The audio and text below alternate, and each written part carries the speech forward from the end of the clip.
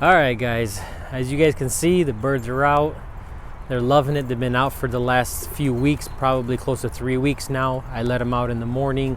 They stay out as long as they want, and I call them in at night for feed. I am moving over some of my second round youngsters now, so within the next few weeks I'm going to be sliding that settling cage over to the right and allowing my second rounders to come out, and then the first rounders obviously will be I'll be working on settling them. But this video today is going to show you guys what I'm working on. I'm doing a few loft updates, one being my young bird section perches. So as you guys know, I've used these flat perches, and honestly I like them for a long time. They're neat in terms of the way the loft looks. It doesn't look cluttered whatsoever. But unfortunately, what ends up happening is a young bird, being immature, learning, will often miss the perch itself, hit the wall, and then just go from top all the way to the bottom and just smoke the bottom. I've had one bird in 2017 that broke its wing doing that, and I didn't notice it at the time. I didn't really consider it. I just thought maybe something happened inside the loft that I wasn't aware of. And now looking back, that's most likely what it was. Like I said, they try to go up to the perch, they miss the perch, or they just entirely miss either perch, and they land right in they hit the wall and then they slide all the way down. So what I'm going to do is I'm going to take these down and build some box perches, something similar to the perches I have on the back wall here. And I'm going to make them out of 1x4s only because I want to recycle some of this.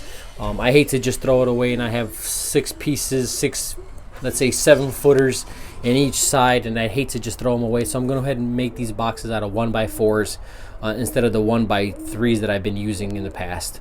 It should still be fine. I don't think it's going to be very cluttered looking, but we'll see when I'm done. Like I said, this is for the birds. This is not so much for me.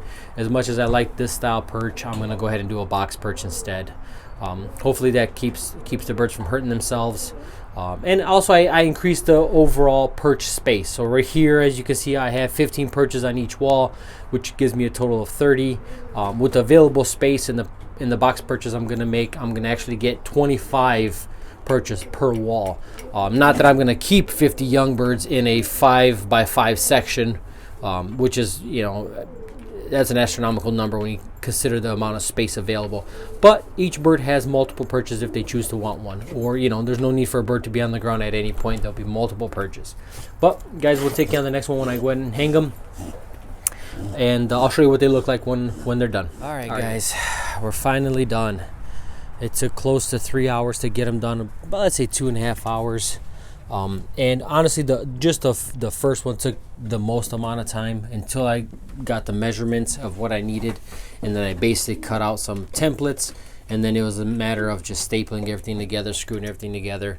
But I think they came out okay. As you can see, I have the same amount of birds in here, and look at the amount of empty perches that I have left compared to before, where the perches were almost all taken up. I have 26 birds in here, and I had 30 perches, and you can see how many empties I do have. Now, I do have a few that are perching up on the top. I don't see that being an issue. If it is, I'll just run a couple more dividers up there all the way through the ceiling, and then that'll give me a few more perches up there. Well, not that I need more perches. The point I'm trying to make is to cut down on the fighting if that's an issue. Let me go ahead and close the top trap. But I think they came out okay. I left about a 1/2 inch spacing behind there because I didn't want any mites or anything like that getting trapped in there when I clean everything out. And like I said, I just made a quick template. I set everything up. The majority of it is screwed together, but the dividers are stapled. So I basically just toe stapled them in from both ends. I think that'll be just fine. Like I said, it didn't take much. I was able to recycle all the old material other than the little flat perches, and I made close to 2 complete box perch sets just out of the wood I had left over. And you can see some of these. The frame is the older wood. You can see where the bases were. Some of this is the older wood as well. Like I said, I don't care. Originally, I planned on making something a little bit different, and then I decided to make these, like I said, just so I can recycle some of the old material. And in this case, I can kind of watch the bird. I can kind of see the droppings. I can kind of monitor it that way. Originally, I was going to make box perches where the droppings fall behind, and then I would have a collection tray at the bottom. And I decided to scrap that idea. Not only am I kind of short on time at this point, but I also wanted to, like I said, be able to judge droppings of where the birds sit, as you can see. So a bit more work. It doesn't look as cluttered as I thought it would. Obviously, it does change the perspective when you walk in. It's not as clean. Well, let me rephrase that. I mean, it might look clean now because they're brand new. But when you get an overall perspective of the loft, it does make the section look a bit more narrow than it did before, because you obviously have the box perches protruding from the wall, even though the spacing here is actually less than it was before. So I had about 6 inches away from the wall was my original perches. These are only about 5 inches away from the wall, even with a half-inch gap. So it actually cuts down about an inch, so it increases the interior volume. But perspective wise, it makes it look a bit more narrow, and I don't mind as long as the birds are safe. I don't have any issues. You can see how many empty box perches there are, and the birds seem to love it. So these are my second rounders. I am moving them almost every couple of days. I'm moving another set. I moved those 2 tonight. I'll be moving another set tomorrow, probably a few more by the weekend. Unfortunately, the second round was kind of up and down.